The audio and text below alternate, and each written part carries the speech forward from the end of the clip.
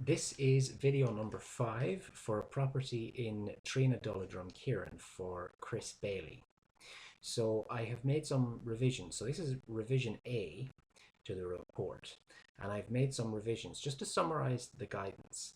So I did a second visit, and I'll just talk you through some of the changes I've made. So at the description, I have added in.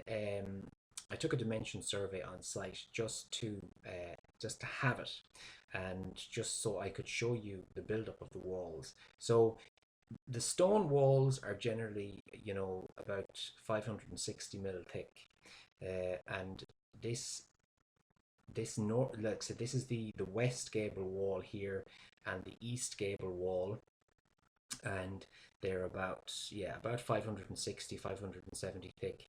The same for the front north wall. Now, one thing that I did say in my last video was that this rear north wall here was hollow blocks. I was incorrect. Now, they're not made from hollow blocks. After closer examination, I can see that this wall is basically, it was poured and shuttered. So it was shuttered and then basically poured concrete in sections. So 300 or 400 mil of concrete was poured at a time, and then that's the way the wall was constructed. This was a very common method of construction in the 1950s, and basically it's when cement came about, and walls could be stronger because the cement would hold better. So that's why the wall is so much thinner.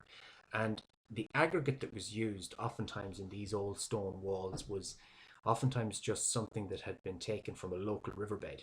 So it might just be stones from a local riverbed. You'll often see fairly rounded stones in these walls. Now this wall is in good condition. There's no cracking in it. There's no settlement that I can see. It's plumb. That can be retained. And the internal wall here, again, it's 900 thick, this wall, because the reason for the thickness is because there's two chimneys. Now this one's been filled, but this one is still open. And then the front portion here, I presume that's probably going to be a poured concrete wall as well, because it's the same thickness. It's about 240 mil thick, about 240 mil thick. Now you will notice that there's a slight skew on the building. The building is not square, so I did take dimensions, and I drew that up on AutoCAD. So that's a drawing for you of the plan, just so that you have it. I drew it out for you in case you need it for pricing purposes or for whatever. I drew it up in AutoCAD, and I've created a PDF of it as well. So when I send you your drawings, I'll also send you or when I send you the report, the revised report, I'll also send you the drawing, and put that into your Dropbox folder so you can access that if you need to. So that was the only thing I wanted to point out on this plan here, that these are all original stone walls all the way through here. That's the original. This wall at the back is a more recent wall, probably constructed in the 1950s, poured and shuttered concrete. Now probably what happened was the rear stone wall was in very bad condition for whatever reason, and they knocked it and they rebuilt it. And this was how they did it at the time, because the use of cement had come in, so that's why the wall was smaller. So if I just move on here, and I'm going to skim through this here, and I'm just going to show you the things that I've changed in this report. Let me see. The one thing that I have, well, I'll go through. I just want to show you, I've revised the section drawing. This is the section drawing that I had drawn before. Now, I originally had the wall shown, the wall thickness was incorrect. After I did my survey, I realized the wall thickness on the gable walls, that's the correct wall thickness there, 575. So I've adjusted the thickness of the wall. Now, the wall, I would still class the wall as borderline, as in it can be retained if you want to retain it. And I would say you could retain the wall. So that's changed. And then other than that, basically what I've done is I've just created additional pages at the end of the report to discuss basically, or to summarize what I would do um, for your property. So here, around about page 48, is the summary of recommendations. So what I want to go through first of all is this is the internal side of the gable wall. This is the west gable wall. And you can see there's the two doors there. Now, this, you can see there's been a lot of, that's a cement render on that, on the inside that's been added in. And what's happened in areas is that the cement render is, because moisture is either rising up or tracking through the wall, the moisture has caused the cement render to basically to bubble off in some areas. Now the reason that's happened, as far as I can see, is where the cement render has come off, where the cement render has sort of fallen off the wall. I removed large sections of it there.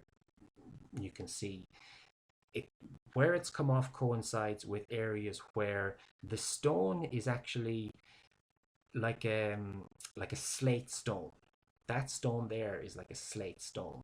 So you can see by the blackness of it that it's a slate stone. So if I go on to the next page, you can see that's all slate stone there. That's all slate stone there. And everywhere the cement render has come off, this, it seems to be areas where the slate stone is. Now if I go on to the next page, you can see the slate stone there again. That's different stone up there. That's like a sandstone up there or a limestone. But this is a slate stone down here. You can see by the blackness of it. And if I zoom in very close, this particular stone right in the corner, this slate stone, it was very, very soft. I mean, I could easily just take that stone out. So that stone appears to have gotten much softer than it was when it was put in, because I can't imagine they would have used that stone. Given as soft as it is, I can't imagine they would have put it in that condition. So I think it's deteriorated a lot since it was put in.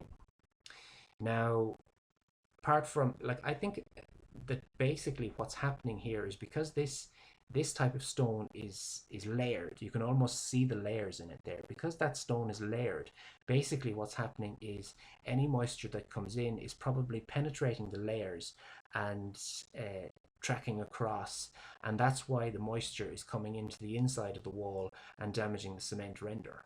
You know, over years with freezing and thawing and so much moisture coming in, it's caused the stone itself to deteriorate, and it's also damaged the cement render.